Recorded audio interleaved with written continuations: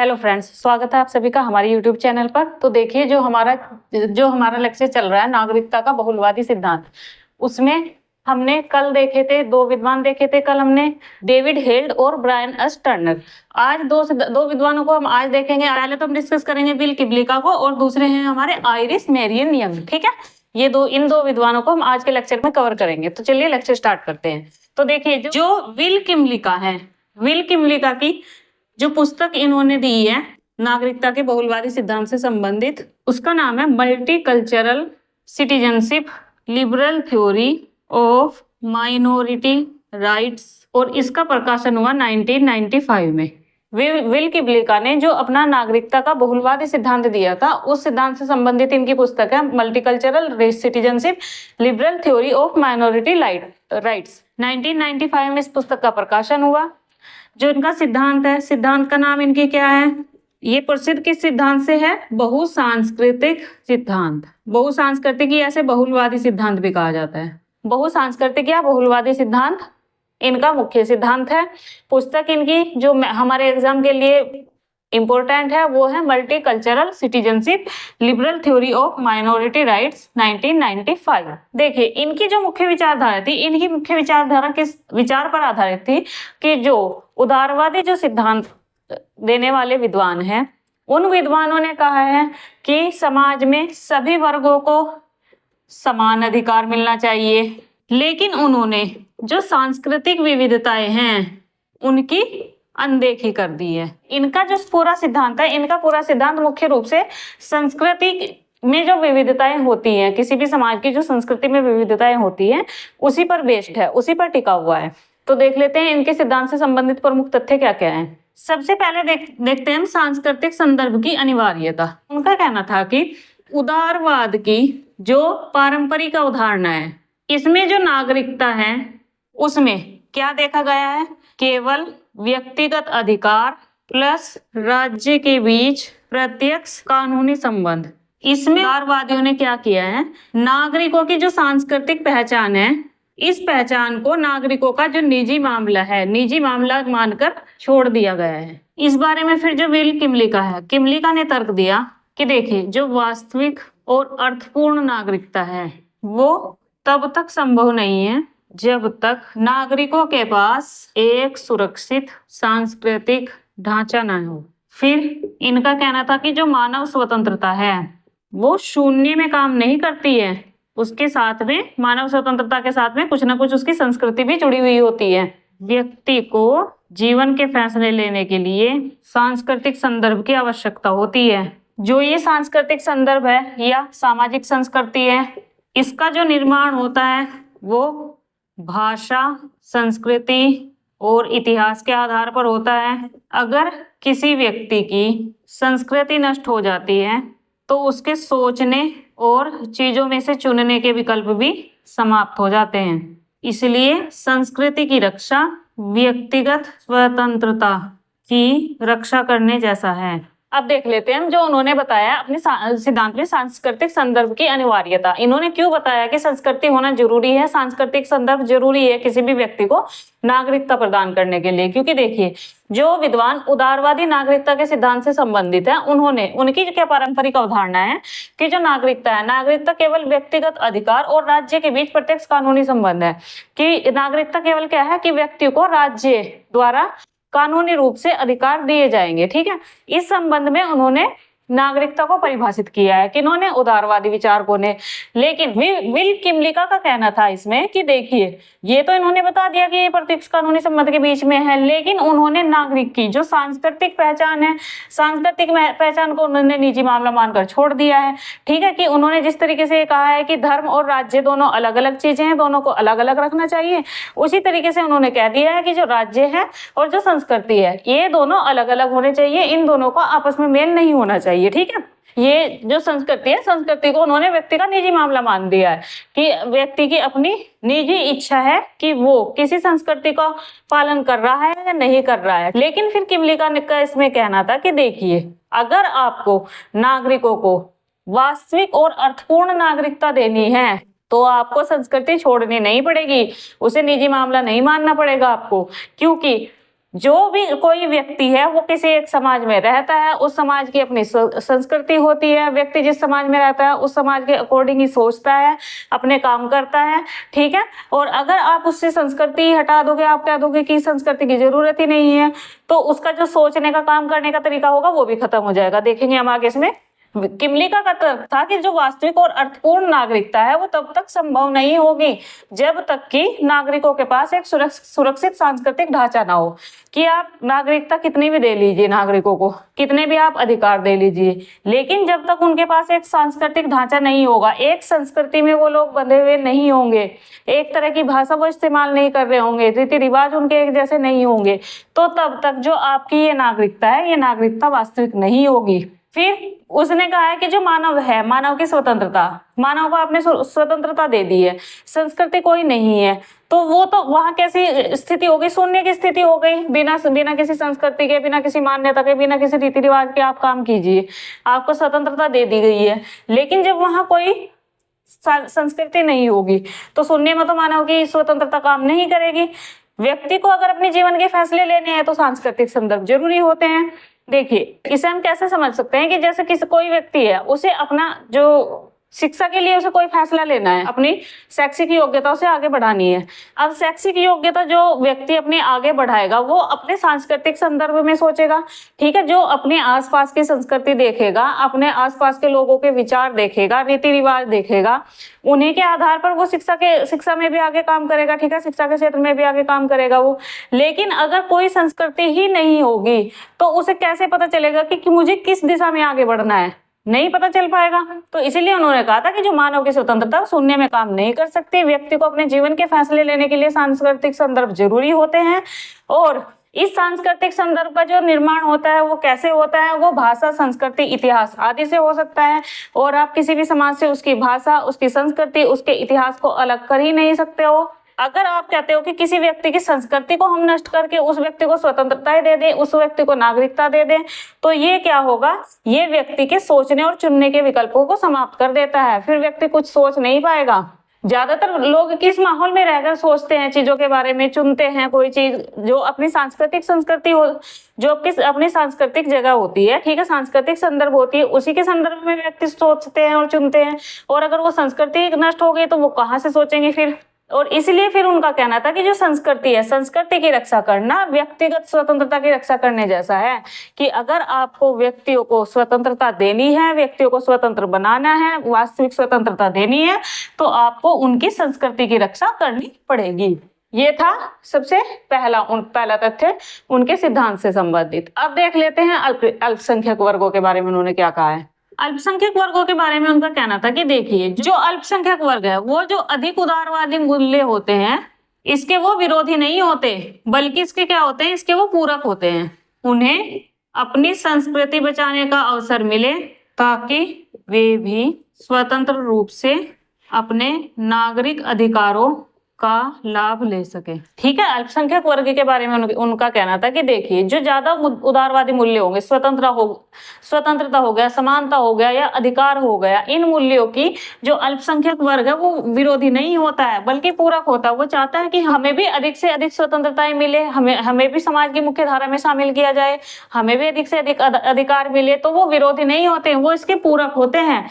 उन्हें भी अपनी संस्कृति को बचाने का अवसर मिलना चाहिए। जो अल्पसंख्यक वर्ग है भाई, उनकी जो संस्कृति है, आप अपने किसी काम के आधार पर या अपने किसी लाभ के आधार पर उनकी संस्कृति को खत्म करने की कोशिश कर रहे हो, तो ये तो गलत है ना। उन्हें अपनी संस्कृति को बचाने का अवसर मिलना चाहिए ताकि वे भी जो स्वतंत्र रूप से जो नागरिक अधिकार है, नागरिक अधिकारों का लाभ ले सके, ठीक है। उन्हें भी लगे कि हाँ, हम इस देश के नागरिक हैं, ये देश जो है या ये जो राज्य है, ये राज्य हमारे अधिकारों के बारे में भी कुछ सोचता है, हमारे अधिकारों के बारे में भी कोई निर्णय, कोई प्रयास कर रहा है, ठीक है। फिर सौम्योपेक्षा के बारे में उनका क्या कहना था कि जो पारंपरिक उदारवादी है उनका क्या मानना है कि जो राज्य तटस्थ रहे, वैसे ही जैसे वो धर्म के मामले में तटस्थ रहता है वैसे ही वो संस्कृति के मामले में भी तटस्थ रहे।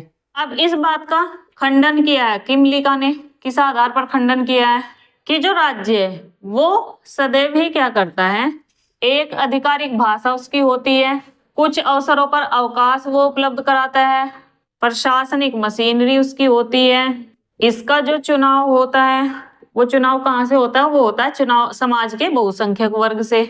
और ये राज्य द्वारा अनजाने में ही अल्पसंख्यक जो वर्ग के लोग हैं, अल्पसंख्यकों के साथ अन्याय हो जाता है। इसीलिए जो राज्य है वो अल्पसंख्यकों को विशेष अधिकार दे। सौम्य उपेक्षा का उससे उनका क्या मानना था कि देखिए, जो पारंपरिक उदारवादी है उन लोगों ने तो ये मान लिया है कि जो राज्य है, राज्य तटस्थ रहे, राज्य में ना तो धर्म को महत्व दिया जाए ना संस्कृति को महत्व दिया जाए। ठीक है, राज्य धर्मनिरपेक्ष भी रहे, राज्य संस्कृति निरपेक्ष भी रहे, लोगों की संस्कृति से भी दूर रहे धर्म राज्य। लेकिन उसने खंडन किया कि देखिए, जो राज्य होता है, राज्य में क्या होता है? राज्य में हमेशा एक आधिकारिक भाषा होती है। आधिकारिक जो भाषा होती है वो किस आधार पर होती है? जो उस समाज में, जो उस देश में बहुसंख्यक वर्ग होगा, बहुसंख्यक वर्ग की जो भाषा होगी वो राज्य की आधिकारिक भाषा होगी। तो जब आप कह रहे हो कि संस्कृति से राज्य अलग रहे, फिर ये भाषा क्यों यहाँ पर इसने प्रयोग की है? दूसरा कि राज्य में कुछ अवसर ऐसे आते हैं जिन अवसरों पर राज्य में छुट्टियां घोषित की जाती है। वो छुट्टियां किन अवसरों पर घोषित की जाती है? ज्यादातर ऐसे ही अवसर होते हैं जहां जो समाज का बहुसंख्यक वर्ग है, बहुसंख्यक वर्ग से संबंधित कुछ महत्वपूर्ण चीजें हुई होती हैं। जैसे हमारे यहाँ अगर हम होली दिवाली देख ले तो वो छुट्टियां किसके लिए हैं? वो हिंदुओं के लिए है। और भारत को माना जाता है एक हिंदू राष्ट्र। तो यहाँ भी आप क्या कर रहे हो? यहाँ भी आप संस्कृति को बढ़ावा दे रहे हो, संस्कृति को मान रहे हो। राज्य में यहाँ भी संस्कृति का हस्तक्षेप है। फिर जो प्रशासनिक मशीनरी होती है, प्रशासनिक मशीनरी में भी ज्यादातर लोग वैसे ही वर्ग के होंगे जो उस राज्य में बहुसंख्यक वर्ग होगा। तो यहाँ भी आप संस्कृति को मान्यता दे रहे हो। ठीक है, इन सब का चुनाव जब बहुसंख्यक वर्ग से हो रहा है तो आप ये कैसे कह सकते हो कि राज्य तटस्थ रहे, उस पर धर्म और संस्कृति का कोई प्रभाव ना हो, या वो धर्म निरपेक्ष रहे, संस्कृति निरपेक्ष रहे? इसी बारे में फिर उनका कहना था कि देखिए, जाने अनजाने, ये जरूरी नहीं है कि जानबूझकर किया जा रहा हो राज्यों में, पर जाने अनजाने में जो ये सारी चीजें हैं, आधिकारिक भाषा है, अवकाश है, प्रशासनिक मशीनरी है, ये सब जाने अनजाने में जो अल्पसंख्यक समुदाय हैं, अल्पसंख्यक समुदायों के साथ अन्याय हो जाता है। और इसीलिए जो राज्य है, राज्य को अल्पसंख्यक जो लोग हैं, अल्पसंख्यकों को विशेष अधिकार देना चाहिए अपनी संस्कृति को बचाए रखने का। ठीक है, ये है सौम्य उपेक्षा। फिर आता है अल्पसंख्यक समूह। देखिए, उन्होंने नागरिकता का अधिकार तय करने के लिए 2 प्रकार के अल्पसंख्यक समूह बताए थे। नंबर 1 पहले बताया उन्होंने, राष्ट्रीय अल्पसंख्यक। राष्ट्रीय अल्पसंख्यक क्या होंगे कि ये समाज के मूल निवासी हैं।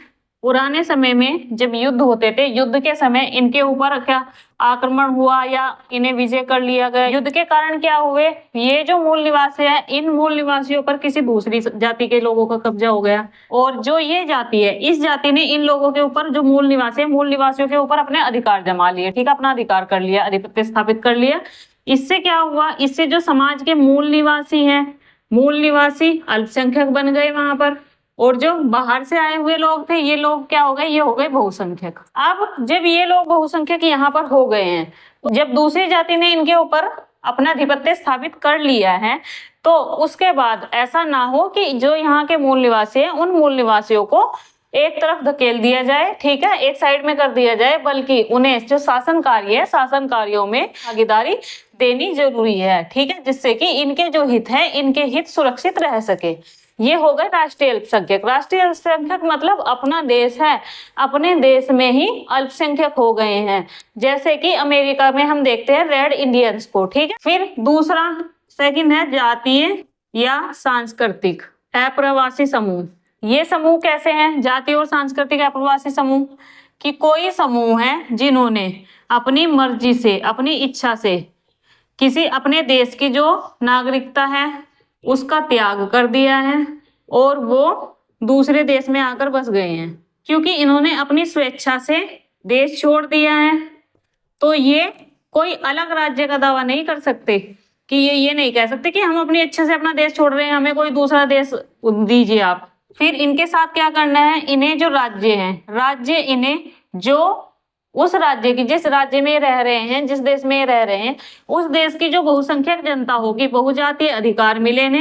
क्यों मिले? ताकि वे जिस नए देश में गए हैं, नए देश में अपनी पहचान बनाए और उसके नागरिक बने। ये हो गया जातीय या सांस्कृतिक अप्रवासी समूह। इसमें देखिए विल किमलिका का कहना था कि देखिए कोई भी समूह है, कोई भी अप्रवासी समूह है, अगर उसने अपनी मर्जी से अपने देश की नागरिकता त्याग दी है और वो किसी दूसरे देश में आकर रहने लगा है, ठीक, तो वो ये नहीं कह सकता कि मैंने अपनी इच्छा से अपने राज्य की नागरिकता त्याग दी है तो मुझे नया राज्य बनाकर दीजिए, ठीक है। नए देश का दावा नहीं वो कर सकता। उसे क्या करना होगा, उसे किसी देश में जाकर रहना होगा, जिस देश में जाकर वो रह रहा है उस देश के बहुजातीय अधिकार उसे मिलने चाहिए, ताकि जिस देश में वो जाके रहा है वहां अपनी एक पहचान बनाए और वहां का नागरिक बन पाए।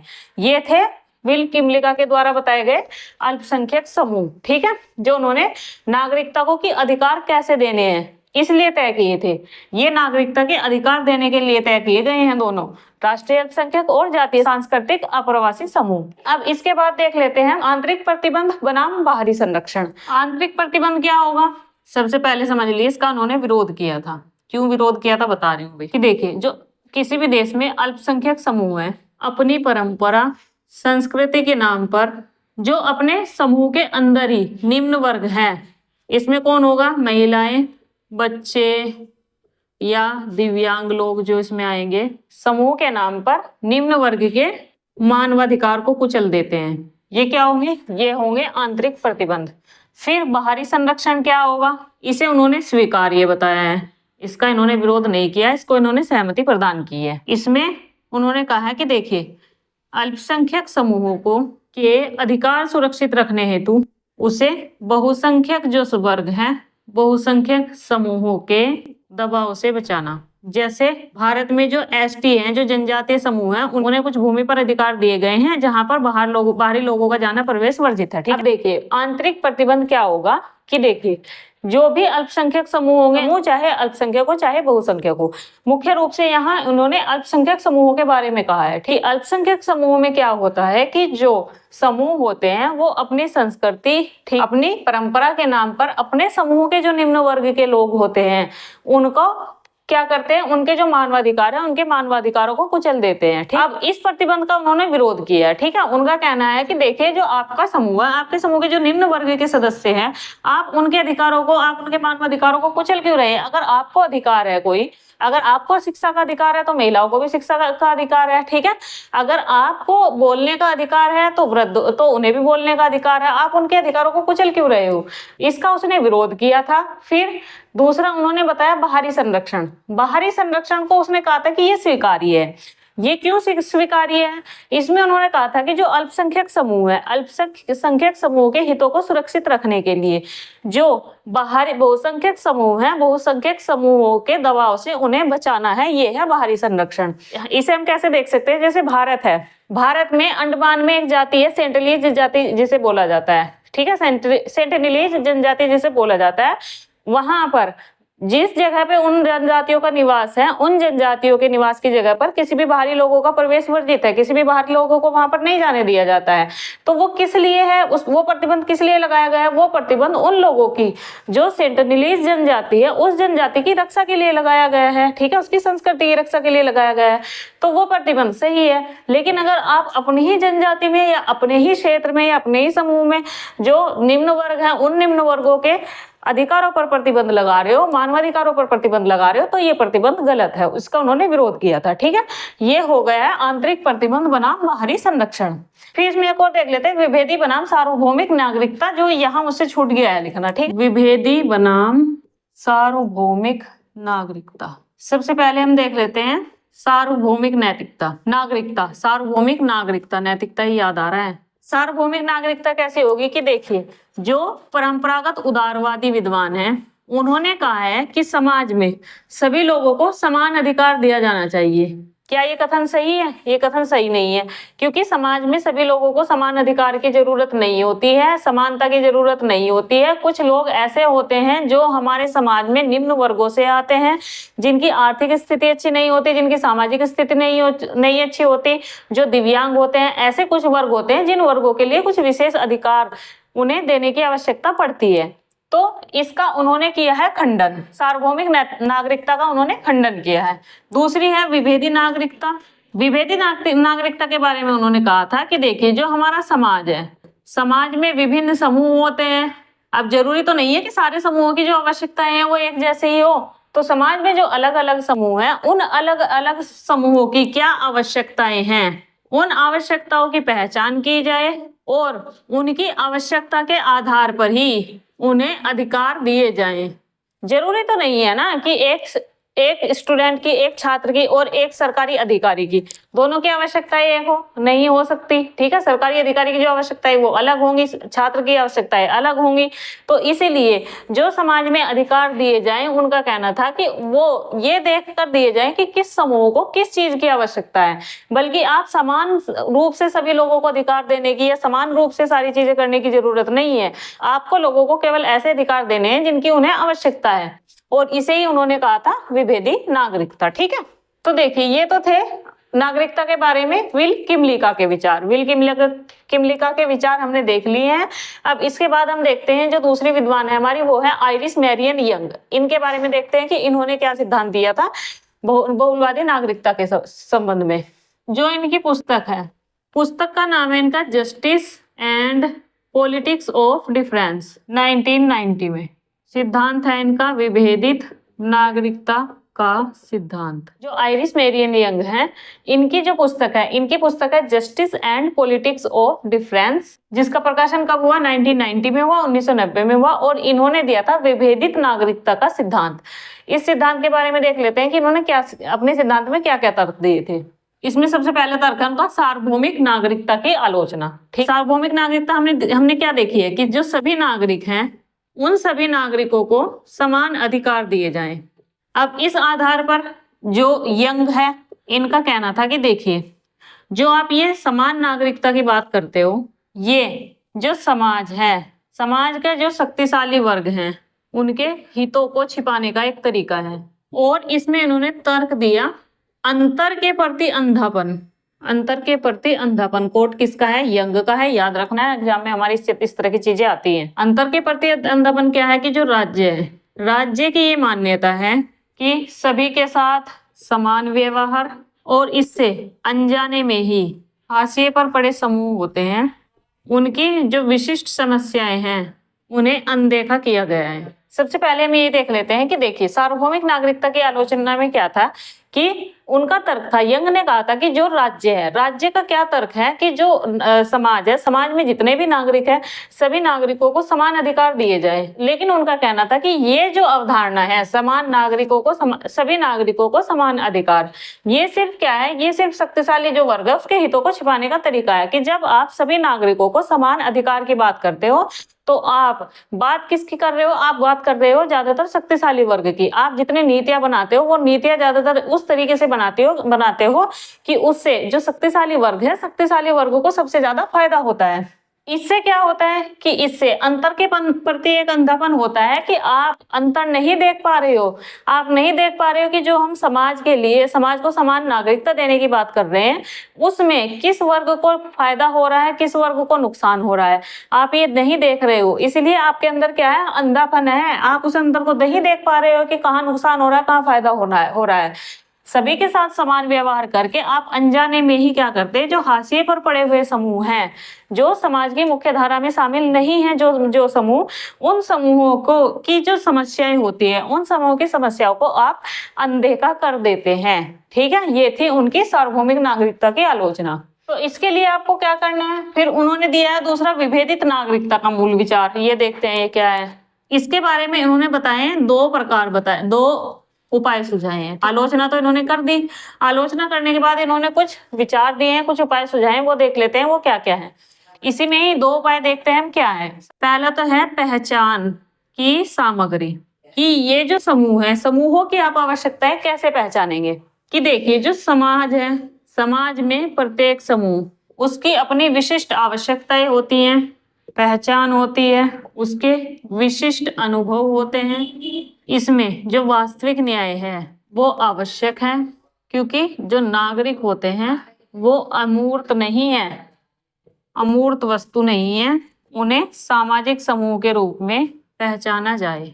ये तो हो गया पहचान की सामग्री। दूसरा है विशेष प्रतिनिधित्व। कि देखिए विशेष प्रतिनिधित्व में जो उत्पीड़ित है, जो वंचित समूह है, उसे जो निर्णय करने वाली राजनीतिक प्रक्रियाएं हैं जैसे संसद, इसमें विशेष प्रतिनिधित्व का अभिभार दिया जाना चाहिए।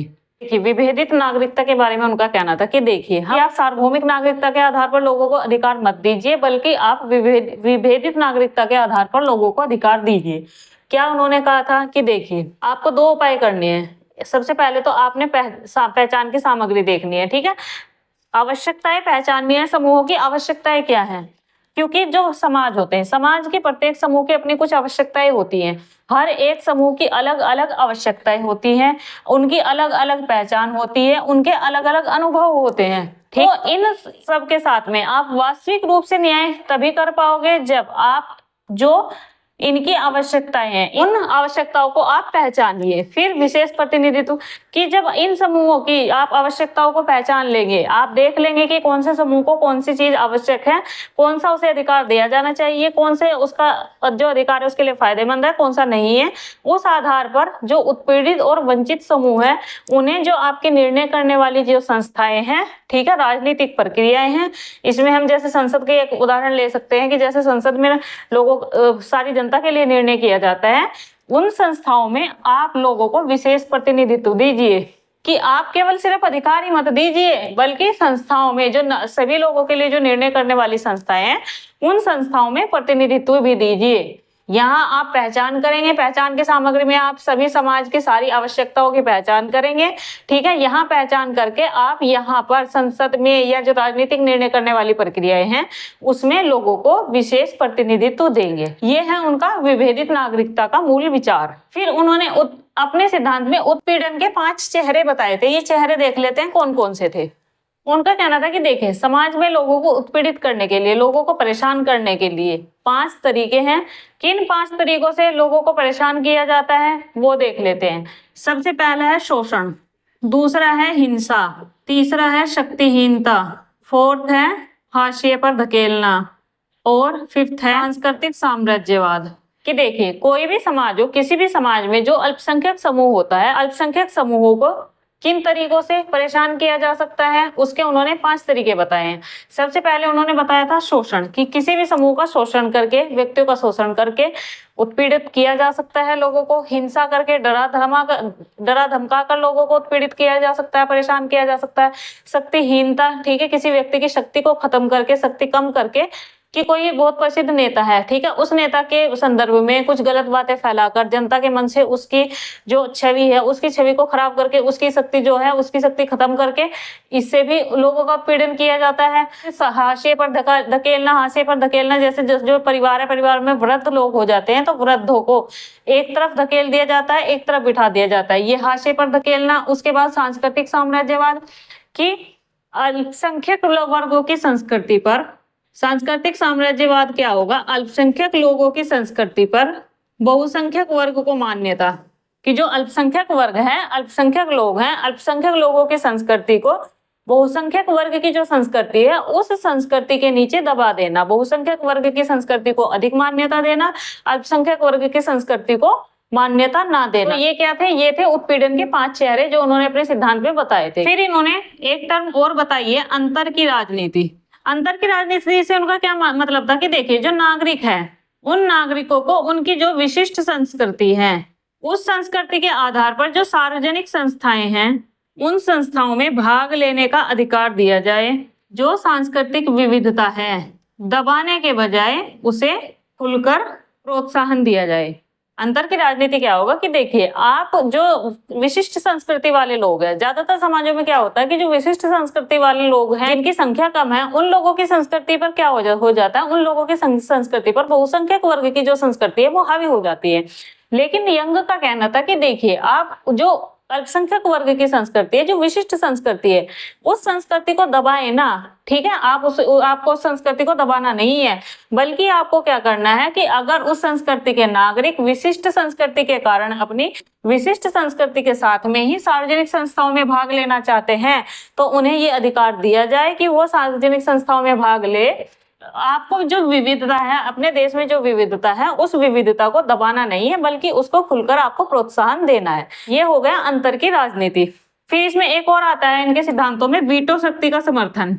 कि देखिए, जो उत्पीड़ित समूह है, उत्पीड़ित समूह को वीटो शक्ति दी जाए और वीटो शक्ति किन नीतियों पर दी जाए जो उनके अधिकारों का हनन करती हो, कि जो उत्पीड़ित समूह है, उत्पीड़ित समूह का हनन करने वाली, उन्हें परेशान करने वाली जो नीतियां जो सरकार बना रही है, जो नीतियां सरकार बना रही है, उन नीतियों पर वीटो शक्ति करने का, उन नीतियों को ना मानने का अधिकार किसको दिया जाए? उन उत्पीड़ित समूहों को दिया जाए, जिससे कि उनके अधिकारों का हनन ना हो। तो ये था इनका आइरिस मेरियन यंग के विचार, ठीक है, नागरिकता के बहुलवादी सिद्धांत से। तो आज हमने नागरिकता का बहुलवादी सिद्धांत खत्म कर लिया है। कल हम देखेंगे नागरिकता का स्वेच्छातंत्रवादी सिद्धांत, ठीक है, उसके बारे में देखेंगे कि उसके बारे में विद्वानों ने क्या क्या मत प्रस्तुत किए हैं। तो आज के लिए इतना ही। लेक्चर आपको कैसा लगा मुझे जरूर बताइएगा और वीडियो को लाइक, शेयर एंड सब्सक्राइब भी कर दीजिएगा।